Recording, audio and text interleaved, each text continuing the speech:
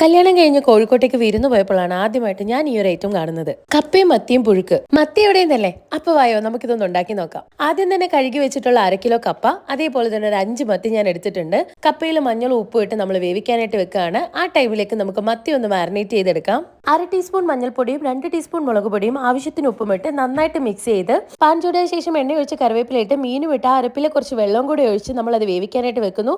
അപ്പോഴേക്കും നമുക്ക് അരപ്പ് റെഡിയാക്കാം. 4 ടേബിൾ സ്പൂൺ തേങ്ങയും 1/2 സവോളയും 5 പച്ചമുളകും 1/4 ടീസ്പൂൺ മഞ്ഞൾപ്പൊടിയും 1 നുള്ളി ജീരകവും ഇട്ട് നമുക്കിത് നന്നായിട്ടൊന്ന് അരച്ചെടുക്കാം. അപ്പോഴേക്കും നന്നായി വെന്ത് വന്നിട്ടുള്ള മത്തി നമ്മൾ മുള്ളു മാറ്റി എടുക്കുന്നുണ്ട്. അതിന്റെ സ്റ്റോക്കും നമ്മൾ മാറ്റി വെക്കുന്നുണ്ട്.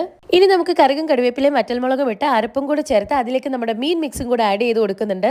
ഒരു 5 മിനിറ്റ് നന്നായിട്ടൊന്ന് ഇളക്കി വേവിച്ചതിന് ശേഷം നമ്മൾ കപ്പ ഇട്ട് കൊടുക്കുന്നുണ്ട്. ഇനി നമ്മളിത് മിക്സ് ചെയ്തെടുക്കുന്നു. പൊതുവെ മത്തി ഒരു മണമുള്ളതുകൊണ്ട് പലർക്കും ഇഷ്ടമാണെന്നില്ല, പക്ഷെ തീർച്ചയായിട്ടും ഈ ഒരു റെസിപ്പി എല്ലാവർക്കും ഇഷ്ടപ്പെടും. അപ്പൊ നമ്മുടെ വീഡിയോ ആദ്യമേ കാണുന്നവർ ചാനൽ സബ്സ്ക്രൈബ് ചെയ്യാനും ഷെയർ ചെയ്യാനും ലൈക്ക് ചെയ്യാനും മറക്കരുത്. താങ്ക്